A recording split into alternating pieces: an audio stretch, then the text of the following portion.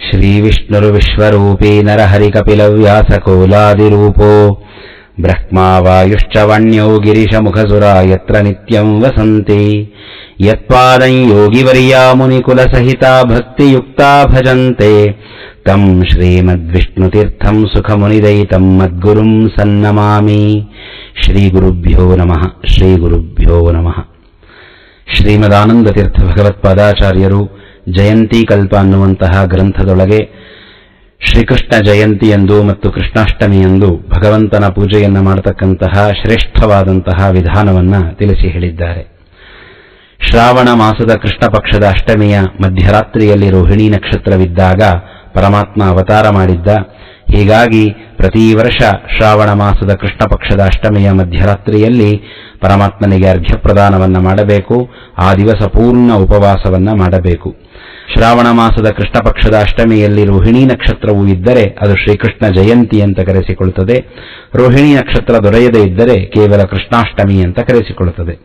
ಇವತ್ತು ಉಪವಾಸ ಮಾಡುವುದರಿಂದ 20 ಕೋಟಿ ಏಕಾದಶಿಗಳಿಗೆ ಮಿಗಿಲಾದಂತಹ ಪುಣ್ಯ ಬರ್ತದೆ ಅಂತ ಹೇಳಿ ಪುರಾಣಗಳು ದಾಖಲಿಸಿ ಇಡುತ್ತವೆ. ಹೀಗಾಗಿ ಪೂರ್ಣ ಶ್ರದ್ಧೆಯಿಂದ ಉಪವಾಸವನ್ನ ಮಾಡಿ 3 ಕಾಲಗಳಲ್ಲಿಯೂ ಸ್ನಾನವನ್ನ ಮಾಡಿ ರಾತ್ರಿ ಮತ್ತೊಮ್ಮೆ ಸ್ನಾನವನ್ನ ಮಾಡಿ ಭಗವಂತನ ಪೂಜೆಯನ್ನ ಮಾಡಿ ಚಂದ್ರೋದಯವಾಗುವಂತಹ ಸಮಯಕ್ಕೆ ಪರಮಾತ್ಮನಿಗೆ ಅರ್ಘ್ಯವನ್ನ ಪ್ರದಾನ ಮಾಡಬೇಕು. ಅರ್ಘ್ಯ ಅನ್ನುವುದು ಅತ್ಯಂತ ಸುಲಭವಾದ ಒಂದು ಪರಮಾತ್ಮನ ಪೂಜೆ. ಅತ್ಯಂತ ಸುಲಭವಾದ ಒಂದು ಪರಮಾತ್ಮನ ಪೂಜೆಯದು. ಬಲಗೈನ ಅಂಗೈಯೊಳಗೆ ನೀರನ್ನ ಹಾಕಿಕೊಂಡು ಪರಮಾತ್ಮನಿಗೆ ಸಮರ್ಪಣೆ ಮಾಡಿದರೆ ಅದನ್ನ ಅರ್ಘ್ಯ ಅಂತ ಹೇಳಿ ಕರೀತಾರೆ. ಅತ್ಯಂತ ಸುಲಭವಾದ, ಯಾವ ಆಯಾಸವಿಲ್ಲದೆ ಮಾಡಬಹುದಾದಂತಹ ಶ್ರೇಷ್ಠ ಸತ್ಕರ್ಮ. ಪರಮಾತ್ಮನ ಕಾರುಣ್ಯ ಎಷ್ಟು ಹಿರಿದಾದದ್ದು ಅಂತಂದರೆ ಶ್ರೀಕೃಷ್ಣ ಜಯಂತಿಯಂದು ಕೃಷ್ಣಾಷ್ಟಮಿಯಂದು ನಾವು ನೀಡುವ ಅರ್ಘ್ಯಕ್ಕೆ ಪರಮಾತ್ಮ ಸಮಗ್ರ ಭೂಮಿಯೊಳಗೆ ರತ್ನ ಕನಕಗಳನ್ನು ತುಂಬಿಸಿ ವೈಷ್ಣವೋತ್ತಮರಾದ ಗುರುಗಳಿಗೆ ದಾನ ಮಾಡಿದರೆ ಏನು ಫಲ ಬರಬೇಕೋ ಅಷ್ಟು ಫಲವನ್ನು ಭಗವಂತ ನೀಡುತ್ತಾನೆ. ಯೋ ದದ್ಯಾತ್ ಸಕಲಾಮುರ್ವೀಂ ಸರ್ವರತ್ನ ಸಮನ್ವಿತಾಂ ಅರ್ಘ್ಯದಾನೇನ ತತ್ಪುಣ್ಯಂ ಲಭತೆ ಮಾನವ ಶುಚಿಹಿ ಅಂತ ಹೇಳಿ ಭವಿಷ್ಯೋತ್ತರ ಪುರಾಣ ಹೇಳುತ್ತದೆ. ಮಾನವ ಶುಚಿಹಿ, ಶುಚಿಯಾದ ರೀತಿಯಲ್ಲಿ ಅರ್ಘ್ಯ ಪ್ರದಾನವನ್ನ ಮಾಡಬೇಕು. ರಾತ್ರಿ ಮಲಗಿ ಅದೇ ಬಟ್ಟೆಯಲ್ಲಿ ಎದ್ದು ಬಂದು ಸರ್ವಥಾ ಅರ್ಘ್ಯವನ್ನು ನೀಡತಕ್ಕದ್ದಲ್ಲ. ಮಲಗಿದ್ದರಂತೂ ಸ್ನಾನವನ್ನ ಮಾಡಲೇಬೇಕು. ಇಲ್ಲದಿದ್ದಲ್ಲಿ ಶುದ್ಧವಾದ ರೇಷ್ಮೆಯ ವಸ್ತ್ರವನ್ನು ಉಟ್ಟುಕೊಂಡು ಪರಮಾತ್ಮನಿಗೆ ಅರ್ಘ್ಯ ಪ್ರದಾನವನ್ನ ಮಾಡಬೇಕು. ಅರ್ಘ್ಯವನ್ನ ನೆಲದ ಮೇಲೆ ಬಿಡಬಾರದು. ಹೀಗಾಗಿ ಅರ್ಘ್ಯದ ನೀರನ್ನ ಬಿಡಲಿಕ್ಕಾಗಿ ಒಂದು ಪಾತ್ರೆಯನ್ನ, ಅರ್ಘ್ಯದ ನೀರನ್ನ ಇಟ್ಟುಕೊಳ್ಳಲಿಕ್ಕೆ ಒಂದು ಪಾತ್ರೆಯನ್ನಿಟ್ಟುಕೊಳ್ಳಬೇಕು. ಅರ್ಘ್ಯದ ನೀರು ಪರಿಶುದ್ಧವಾಗಿರಬೇಕು, ಪಾತ್ರೆಯೂ ಪರಿಶುದ್ಧವಾಗಿರಬೇಕು. ಸ್ಟೀಲ್ ಪಾತ್ರೆ, ಪ್ಲಾಸ್ಟಿಕ್ ಈ ರೀತಿಯಾದದ್ದನ್ನು ಸರ್ವಥಾ ಉಪಯೋಗಿಸತಕ್ಕದ್ದಲ್ಲ. ತಾಮ್ರದ ಪಾತ್ರೆಯಲ್ಲಿ, ಹಿತ್ತಾಳೆಯ ಪಾತ್ರೆಯಲ್ಲಿ, ಕಂಚಿನ ಪಾತ್ರೆಯಲ್ಲಿ, ಶಕ್ತಿ ಇದ್ದರೆ ಬೆಳ್ಳಿಯ ಪಾತ್ರೆಯಲ್ಲಿ ಅದನ್ನು ಇಟ್ಟುಕೊಂಡು ಪರಮಾತ್ಮನಿಗೆ ಅರ್ಘ್ಯ ಪ್ರದಾನವನ್ನ ಮಾಡಬೇಕು. ಅರ್ಘ್ಯದ ನೀರನ್ನ ಇಟ್ಟುಕೊಳ್ಳಲಿಕ್ಕೆ ಒಂದು ಪಾತ್ರೆ, ಅರ್ಘ್ಯದ ನೀರನ್ನ ಬಿಡಲಿಕ್ಕೆ ಮತ್ತೊಂದು ದೊಡ್ಡದಾದ ಪಾತ್ರೆ. ಆ ಬಳಿಕ ಈ ಕೃಷ್ಣಾಷ್ಟಮಿಯ ಅರ್ಘ್ಯದಲ್ಲಿ ಒಂದು ವಿಶೇಷವಿದೆ. ಪರಮಾತ್ಮನಿಗೆ ಹೂಗಳ, ನಿಂಬೆಹಣ್ಣಿನ ಮತ್ತು ದಕ್ಷಿಣೆಯ ಸಮೇತವಾಗಿ ನಾವು ಅರ್ಘ್ಯವನ್ನ ಬಿಡಬೇಕು. ಹೀಗಾಗಿ ಪರಿಶುದ್ಧವಾದ ಹೂಗಳು, ಪೂಜೆ ಮಾಡದೇ ಇರತಕ್ಕಂತಹ ಹೂಗಳನ್ನ ಕೈಲಿ ಇಟ್ಕೊಳ್ಳಬೇಕು. ಕೊಂಡು ತಂದ ಹೂವಾದರೆ ಸರ್ವಥಾ ಬೇಡ. ಹೂವಿಲ್ಲದೇ ಇದ್ರೂ ನಡೀತದೆ, ಕೊಂಡು ತಂದ ಹೂವಿನಿಂದ ಅರ್ಘ್ಯವನ್ನ ಬಿಡಬೇಡಿ. ಮನೆಯಲ್ಲೇ ಬೆಳೆದ ಹೂವಿದ್ದರೆ ಆ ಹೂವಿನಿಂದ ಬಿಡತಕ್ಕದ್ದು. ಆ ಬಳಿಕ ಒಂದು ನಿಂಬೆಹಣ್ಣು, ಅದರ ಜೊತೆಯಲ್ಲಿ ಬಂಗಾರದ ಅಥವಾ ಬೆಳ್ಳಿಯ ಒಂದು ನಾಣ್ಯವನ್ನ, ಅದು ದೊರೆಯದೇ ಇದ್ದರೆ ಒಂದು ತಾಮ್ರದ ನಾಣ್ಯವನ್ನ ಇಟ್ಟುಕೊಳ್ಳತಕ್ಕದ್ದು. ಅದನ್ನಿಟ್ಟುಕೊಂಡು ಪರಮಾತ್ಮನಿಗೆ ಅರ್ಘ್ಯ ಪ್ರದಾನವನ್ನ ಮಾಡಬೇಕು. ಎಲ್ಲ ದೇವತೆಗಳಿಗೂ ಋಷಿಗಳಿಗೂ ನೀರಿನಲ್ಲಿಯೇ ಅರ್ಘ್ಯ. ನಾವು ಪ್ರತಿ ದಿವಸ ಸಂಧ್ಯಾವಂದನೆ ಮಾಡಬೇಕಾದ್ರೆ ಸೂರ್ಯನಿಗೆ ಅರ್ಘ್ಯ ಕೊಡ್ತೇವೆ ನೀರಿನಿಂದ. ನದಿಗಳಲ್ಲಿ ಸ್ನಾನ ಮಾಡಬೇಕಾದ್ರೆ ನದಿಗಳಿಗೆ ಅರ್ಘ್ಯ ಕೊಡ್ತೇವೆ ನೀರಿನಿಂದ. ಆದರೆ ಚಂದ್ರನಿಗೆ ಅರ್ಘ್ಯವನ್ನು ನೀಡಬೇಕಾದರೆ ಹಾಲಿನಿಂದ ನೀಡುವಂತಹ ಪದ್ಧತಿ. ಕಾರಣ ಅವನು ಹಾಲಿನ ಸಮುದ್ರದಿಂದ ಹುಟ್ಟಿ ಬಂದವನು. ಹೀಗಾಗಿ ಮತ್ತೊಂದು ಪಾತ್ರೆಯಲ್ಲಿ ಚಂದ್ರನಿಗೆ ಅರ್ಘ್ಯ ನೀಡುವುದಕ್ಕಾಗಿ ಹಾಲನ್ನು ಇಟ್ಟುಕೊಳ್ಳಬೇಕು. ಈ ಅರ್ಘ್ಯವನ್ನ ಪ್ರದಾನ ಮಾಡೋದು ಶಂಖದಿಂದ. ಆದ್ದರಿಂದಾಗಿ ಒಂದು ಶಂಖವನ್ನ ಇಟ್ಟುಕೊಳ್ಳಬೇಕು. ಶಂಖವಿಲ್ಲದೆ ಇದ್ದರೆ ಆ ಪಾತ್ರೆಯಿಂದಲೇ ನೀಡಲಿಕ್ಕೆ ಅಡ್ಡಿಯಿಲ್ಲ.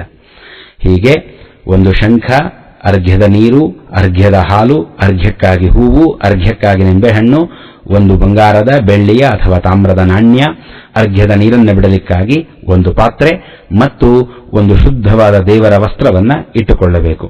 ಕಾರಣ ಅರ್ಘ್ಯವನ್ನು ನೀಡಬೇಕಾದ್ರೆ ಶಂಖದಿಂದ ನೀಡುತ್ತೇವೆ ನಾವು. ಮನೆಯಲ್ಲಿ ಹಿರಿಯರಿದ್ದರೆ ಅವರೇ ಬಲಗೈಯಲ್ಲಿ ಶಂಖವನ್ನು ಇಟ್ಟುಕೊಂಡು ಶಂಖದಿಂದ ನೀರನ್ನ ಹಾಲನ್ನು ಹಾಕಲಿ, ನೀವು ಅರ್ಘ್ಯವನ್ನು ಬಿಡಬಹುದು. ಇಲ್ಲದೇ ಇದ್ದರೆ, ನೀವೇ ಅರ್ಘ್ಯವನ್ನು ಬಿಡುವ ಪರಿಸ್ಥಿತಿ ಇದ್ದರೆ ಎಡಗೈಯಲ್ಲಿ ಶಂಖವನ್ನು ಇಟ್ಟುಕೊಳ್ಳಬೇಕಾಗತ್ತೆ. ಎಡಗೈಯಿಂದ ಶಂಖವನ್ನು ಸ್ಪರ್ಶ ಮಾಡಬಾರದು. ಅದರಿಂದಾಗಿ ಎಡಗೈ ಮೇಲೆ ಒಂದು ಶುದ್ಧವಾದ ಬಟ್ಟೆಯನ್ನ, ನೀವು ಉಪಯೋಗಿಸುವ ಮೈ ಮೇಲೆ ಹಾಕಿಕೊಂಡ ಮೈವರೆಸಿಕೊಳ್ಳುವ ಬಟ್ಟೆ ಅಲ್ಲ, ಶುದ್ಧವಾದ ದೇವರ ವಸ್ತ್ರವನ್ನ ಎಡಗೈ ಮೇಲೆ ಹಾಕಿಕೊಂಡು ಆ ಬಟ್ಟೆಯ ಮುಖಾಂತರ ಶಂಖವನ್ನು ಹಿಡಿದುಕೊಂಡು ಅರ್ಘ್ಯವನ್ನು ಬಿಡತಕ್ಕದ್ದು. ಹಿರಿಯರಿದ್ದರೆ ಹಿರಿಯರು ಶಂಖದಿಂದ ನೀರನ್ನು ಹಾಕಲಿ, ನೀವು ಅರ್ಘ್ಯವನ್ನು ಬಿಡಿರಿ. ಗಂಡ ಹೆಂಡತಿಗೆ ಅರ್ಘ್ಯವನ್ನು ಬಿಡಿಸಬೇಕು, ಮಕ್ಕಳಿಗೂ ಸಹಿತ ತಂದೆಯೇ ಅರ್ಘ್ಯವನ್ನು ಬಿಡಿಸತಕ್ಕದ್ದು. ಇಬ್ಬರೂ ಮಂತ್ರವನ್ನು ಉಚ್ಚಾರಣೆ ಮಾಡ್ತಾ ಅರ್ಘ್ಯವನ್ನು ಬಿಡೋದು ಉತ್ತಮವಾದಂತಹ ಪಕ್ಷ. ಚಂದ್ರೋದಯವಾದ ತಕ್ಷಣ ದೇವರಿಗೆ ನಮಸ್ಕಾರವನ್ನು ಮಾಡಿ, ಪರಮಾತ್ಮ ಚಂದ್ರೋದಯವಾಗುತ್ತಿದ್ದಂತೆ ಅಲ್ಲಿ ಅವತಾರ ಮಾಡಿದ ಆ ಸಮಯಕ್ಕೆ ಸರಿಯಾಗಿ ಪರಮಾತ್ಮನಿಗೆ ಸಾಷ್ಟಾಂಗ ನಮಸ್ಕಾರವನ್ನು ಮಾಡಿ, ಆ ದೇವರ ಮನೆಯ ಮುಂದೆ ಕುಳಿತುಕೊಂಡು ಕೈಗಳನ್ನು ಜೋಡಿಸಿ ಕಣ್ಗಳನ್ನು ಮುಚ್ಚಿ ಪರಮಾತ್ಮನಿಗೆ ನಮಸ್ಕಾರ ಮಾಡಿ, ಯಜ್ಞಾಯ ಯಜ್ಞಪತಯೇ ಯಜ್ಞೇಶ್ವರಾಯ ಯಜ್ಞ ಸಂಭವಾಯ ಶ್ರೀ ಗೋವಿಂದಾಯ ನಮೋ ನಮಃ. ಭಗವಂತ ಸಕಲ ಯಜ್ಞಗಳಲ್ಲಿಯೂ ವ್ಯಾಪಿಸಿ ಇದ್ದಾನೆ, ಯಜ್ಞನಾಮಕನಾಗಿದ್ದಾನೆ. ಆದ್ದರಿಂದಾಗಿ ಅವನಿಗೆ ಯಜ್ಞ ಅನ್ನುವ ಹೆಸರು. ಯಜ್ಞಗಳಿಗೆ ಒಡೆಯನಾಗಿದ್ದಾನೆ ಭಗವಂತ, ಯಜ್ಞಗಳ ಫಲವನ್ನು ಸ್ವೀಕಾರ ಮಾಡ್ತಾನೆ ಭಗವಂತ. ಆದ್ದರಿಂದಾಗಿ ಅವನು ಯಜ್ಞಪತಿ. ಯಜ್ಞಗಳಿಗೆ ಒಡೆಯರಾದಂತಹ ದೇವತೆಗಳು ಅನೇಕ ಜನ ಇದ್ದಾರೆ, ಯಜ್ಞೇಶರು. ಇಂದ್ರನೂ ಯಜ್ಞೇಶ, ಕುಬೇರನೂ ಯಜ್ಞೇಶ, ಅಗ್ನಿಯೂ ಯಜ್ಞೇಶ, ಇವರೆಲ್ಲರೂ ಯಜ್ಞೇಶರು. ಆ ಎಲ್ಲ ಯಜ್ಞೇಶರ ಮಧ್ಯದಲ್ಲೇ ವರನಾದವನು ಭಗವಂತ. ಹೀಗಾಗಿ ಅವನು ಯಜ್ಞೇಶ್ವರ ಅಂತ ಕರೆಸಿಕೊಳ್ಳುತ್ತಾನೆ. ನಾವು ಮಾಡುವ ಜ್ಞಾನಯಜ್ಞ, ಜಪಯಜ್ಞ, ದ್ರವ್ಯ ಯಜ್ಞಗಳಿಂದ ಪ್ರೀತನಾಗಿ ಭಗವಂತ ನಮಗೆ ಗೋಚರಿಸ್ತಾನೆ. ಆದ್ದರಿಂದಾಗಿ ಭಗವಂತನನ್ನ ಯಜ್ಞ ಸಂಭವ ಅಂತ ಕರೀತಾರೆ. ಅಂಥ ಶ್ರೀ ಗೋವಿಂದನಿಗೆ ಅನಂತ ನಮಸ್ಕಾರಗಳು ಅಂತ ಆ ಮಂತ್ರದ ಅರ್ಥ. ಯಜ್ಞಾಯ ಯಜ್ಞಪತಯೇ ಯಜ್ಞೇಶ್ವರಾಯ ಯಜ್ಞ ಸಂಭವಾಯ ಶ್ರೀ ಗೋವಿಂದಾಯ ನಮೋ ನಮಃ ಅಂತ ಹೇಳಿ ಪರಮಾತ್ಮನಿಗೆ ನಮಸ್ಕಾರಗಳನ್ನು ಸಮರ್ಪಣೆ ಮಾಡಿ, ಆ ಬಳಿಕ ಬಲಗಿವಿಯನ್ನು ಸ್ಪರ್ಶ ಮಾಡಿಕೊಳ್ಳಿ. ಪರಮಾತ್ಮನ ಮುಂದೆ ಸಂಕಲ್ಪವನ್ನ ಮಾಡಿ, ಮಮ ಗುರುವಂತರ್ಗತ, ಹೆಣ್ಣು ಮಕ್ಕಳು ಪತ್ಯಂತರ್ಗತ ಅಂತ ಹೇಳಬೇಕು. ಮಮ ಗುರುವಂತರ್ಗತ ಅಥವಾ ಪತ್ಯಂತರ್ಗತ, ಪರಮಗುರುವಂತರ್ಗತ, ಸಮಸ್ತ ಗುರುವಂತರ್ಗತ, ಸಮಸ್ತ ತತ್ವಾಭಿಮಾನಿ ದೇವತಾಂತರ್ಗತ, ಭಾರತೀರಮಣ ಮುಖ್ಯ ಪ್ರಾಣಾಂತರ್ಗತ, ಶ್ರೀ ವಿಷ್ಣು ಪ್ರೇರಣೆಯ ಶ್ರೀ ವಿಷ್ಣು ಪ್ರೀತ್ಯರ್ಥಂ ಕೃಷ್ಣ ಜಯಂತ್ಯಾಂ ಅರ್ಘ್ಯ ಪ್ರದಾನಮಹಮಾಚರಿಷ್ಯೇ ಅಂತ ಹೇಳಿ ಸಂಕಲ್ಪವನ್ನ ಮಾಡಿ ಆ ದೇವರ ಮನೆಯ ಮುಂದೆ ಮೊಣಕಾಲೂರಿ ಕುಳಿತುಕೊಳ್ಳಬೇಕು. ನನ್ನಿಂದ ಅರ್ಘ್ಯವನ್ನು ನೀಡಿಸ್ತಾ ಇರುವವನು ಭಗವಂತ, ಅರ್ಘ್ಯದ ಪದಾರ್ಥಗಳಲ್ಲಿ ಸನ್ನಿಹಿತನಾಗಿರುವವನು ಭಗವಂತ, ಅರ್ಘ್ಯದ ಕ್ರಿಯೆಯಲ್ಲಿ ಸನ್ನಿಹಿತನಾಗಿ ಅರ್ಘ್ಯ ಅಂತ ಕರೆಸಿಕೊಳ್ಳುವವನು ಭಗವಂತ, ಅರ್ಘ್ಯವನ್ನ ಸ್ವೀಕಾರ ಮಾಡುವವನು ಭಗವಂತ ಅನ್ನುವ ಶ್ರೇಷ್ಠ ಗೀತಾತತ್ವದ ಅನುಸಂಧಾನವನ್ನು ಮಾಡಬೇಕು. ಪರಮಾತ್ಮನೇ ಈ ಎಲ್ಲದರಲ್ಲೂ ವ್ಯಾಪಿಸಿದ್ದಾನೆ ಅನ್ನುವ ತತ್ವವನ್ನು ಅನುಸಂಧಾನ ಮಾಡಿಕೊಂಡು ಬಲಗೈಯಿಂದ ನೀರನ್ನ ಶಂಖಕ್ಕೆ ತುಂಬಿಸಿ, ಆನಂತರ ಎಡಗೈ ಮೇಲೆ ವಸ್ತ್ರವನ್ನು ಹಾಕಿಕೊಳ್ಳಿ. ನೀರು ತುಂಬಿದ ಶಂಖವನ್ನು ಬಲಗೈಯಿಂದ ಎತ್ತಿಕೊಂಡು ಬಟ್ಟೆ ಇರುವಂತಹ ಎಡಗೈಯಲ್ಲಿಟ್ಟುಕೊಳ್ಳಿ. ಅರ್ಘ್ಯಪಾತ್ರೆಯಲ್ಲಿ ನೀರು ಬೀಳುವ ಹಾಗೆ ಕೈಯನ್ನ ಕೆಳಮುಖವನ್ನಾಗಿಟ್ಟುಕೊಂಡು ಅಂಗೈ ಮಧ್ಯಭಾಗದಿಂದ ಅರ್ಘ್ಯವನ್ನು ನೀಡಬೇಕು. ಮೊದಲಿಗೆ ಮಂತ್ರ ಹೇಳಿ ಅದರ ಅರ್ಥ ಹೇಳ್ತೇನೆ, ಆ ಬಳಿಕ ಮಂತ್ರಗಳನ್ನು 3 ಬಾರಿ ಉಚ್ಚಾರಣೆ ಮಾಡ್ತೇನೆ, ಆಗ ಅರ್ಘ್ಯವನ್ನು ನೀಡಿ. ಜಾತಃ ಕಂಸವಧಾರ್ಥಾಯ ಭೂಭಾರೋತ್ತಾರಣಾಯ ಚ ಕೌರವಾಣಾಂ ವಿನಾಶಾಯ ದೈತ್ಯಾನಾಂ ನಿಧನಾಯ ಚ ಪಾಂಡವಾನಾಂ ಹಿತಾರ್ಥಾಯ ಧರ್ಮ ಸಂಸ್ಥಾಪನಾಯ ಚ ಗೃಹಾಣಾರ್ಘ್ಯಂ ಮಯಾ ದತ್ತಂ ದೇವಕ್ಯಾ ಸಹಿತೋ ಹರೇ. ಕಂಸವಧಾರ್ಥಾಯ ಜಾತಃ, ದುರುಳನಾದ ಕಂಸನನ್ನ ಕೊಲ್ಲುವುದಕ್ಕಾಗಿ ಅವತರಿಸಿ ಬಂದ. ಭೂಭಾರೋತ್ತಾರಣಾಯ ಚ, ಭೂಮಿಗೆ ಭಾರಭೂತರಾದಂತಹ ದೈತ್ಯರ ಸಂಹಾರ ಮಾಡಿ ಆ ಭೂಭಾರವನ್ನು ಇಳಿಸಲಿಕ್ಕಾಗಿ ಅವತರಣ ಮಾಡಿದಂತಹ.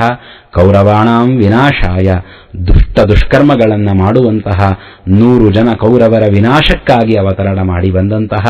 ದೈತ್ಯಾನಾಂ ನಿಧನಾಯ ಚ, ಮುರ ನರಕ ಜರಾಸಂಧ ಶಿಶುಪಾಲ ಮುಂತಾದ ಎಲ್ಲ ದೈತ್ಯರ ಸಂಹಾರಕ್ಕಾಗಿ, ನಮ್ಮ ದೇಹದಲ್ಲಿ ನೆಲೆ ನಿಂತ ದೈತ್ಯರ ಸಂಹಾರಕ್ಕಾಗಿ ಅವತರಣ ಮಾಡಿ ಬಂದ. ಪಾಂಡವಾನಾಂ ಹಿತಾರ್ಥಾಯ, ಸಜ್ಜನರಾದ ಪಾಂಡವರ ರಕ್ಷಣೆಗಾಗಿ ಅವತರಣ ಮಾಡಿ ಬಂದಂತಹ, ನಮ್ಮನ್ನ ರಕ್ಷಣೆ ಮಾಡುವಂತಹ. ಧರ್ಮ ಸಂಸ್ಥಾಪನಾಯ ಚ, ಈ ಜಗತ್ತಿನೊಳಗೆ ಧರ್ಮವನ್ನು ಸಂಸ್ಥಾಪನೆ ಮಾಡಲಿಕ್ಕಾಗಿ ಅವತರಣ ಮಾಡಿ ಬಂದ.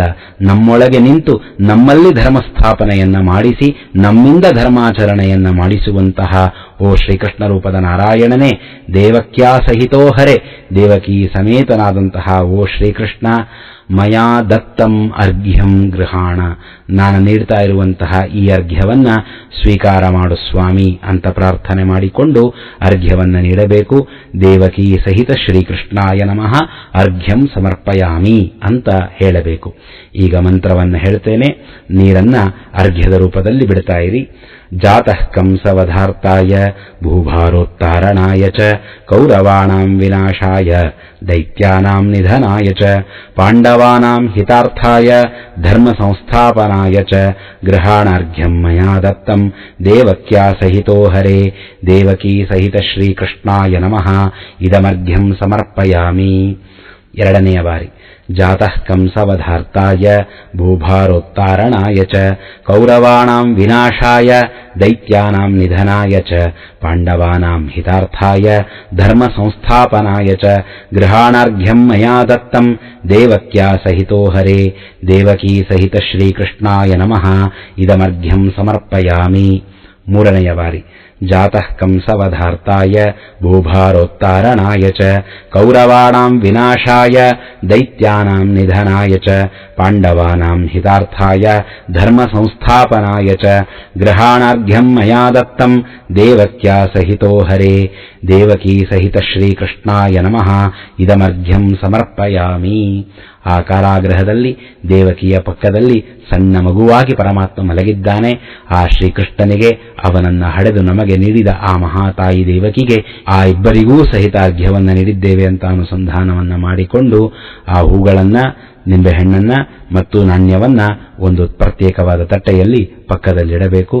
ಆ ಬಳಿಕ ಕೈಗಳನ್ನ ಬೇರೆಯ ನೀರಿನಿಂದ ತೊಳೆದುಕೊಂಡು ಕೈ ಜೋಡಿಸಿ ಅರ್ಘ್ಯ ಪ್ರದಾನದ ಕರ್ಮವನ್ನ ಪರಮಾತ್ಮನಿಗೆ ಸಮರ್ಪಣೆ ಮಾಡಬೇಕು. ಇದನ್ನ ಮನೆಯಲ್ಲಿರುವ ಪ್ರತಿಯೊಬ್ಬರೂ ಪ್ರತ್ಯೇಕವಾಗಿ ಮಾಡತಕ್ಕದ್ದು. ಮೊದಲಿಗೆ ಮನೆಯಲ್ಲಿ ಹಿರಿಯರಾದವರು ಅರ್ಘ್ಯವನ್ನ ಬಿಡಬೇಕು. ಆ ಬಳಿಕ ಅವರು ವಯಸ್ಸಿನಲ್ಲಿ ಕನಿಷ್ಠರಾದವರಿಂದ ಅರ್ಘ್ಯವನ್ನ ಬಿಡಿಸತಕ್ಕದ್ದು. ಎಷ್ಟು ಜನ ಇದ್ದಾರೋ ಅಷ್ಟೂ ಜನರ ಕಡೆಯಿಂದ ಅರ್ಘ್ಯವನ್ನ ಬಿಡಿಸಬೇಕು.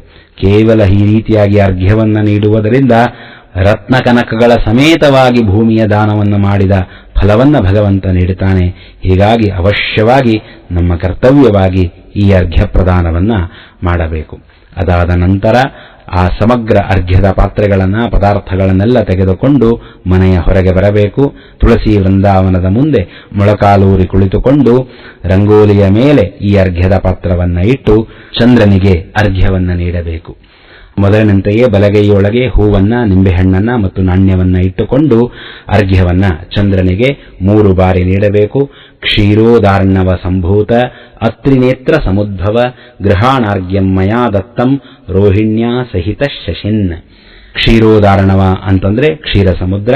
ಆ ಕ್ಷೀರ ಸಮುದ್ರದಲ್ಲಿ ಹುಟ್ಟಿ ಬಂದಂತಹ ಅತ್ರಿನೇತ್ರ ಸಮುದ್ಭವ, ಆ ಬಳಿಕ ಭೂಮಿಯಲ್ಲಿ ಅತ್ರಿಯ ಕಣ್ಗಳಿಂದ ಹುಟ್ಟಿ ಬಂದಂತಹ ಓ ಚಂದ್ರ, ರೋಹಿಣ್ಯಾ ಸಹಿತ, ರೋಹಿಣಿಯ ಸಮೇತನಾಗಿ ನಾನು ನೀಡುವ ಅರ್ಘ್ಯವನ್ನ ಸ್ವೀಕಾರ ಮಾಡು ಅಂತ ಹೇಳಿ ಆ ಶ್ಲೋಕದ ಅರ್ಥ ರೋಹಿಣಿ ಸಹಿತ ಚಂದ್ರಾಯ ಇದಮರ್ಘ್ಯಂ ಸಮರ್ಪಯಾಮಿ ಅಂತ ಹೇಳಿ ಅರ್ಘ್ಯವನ್ನ ಬಿಡಬೇಕು.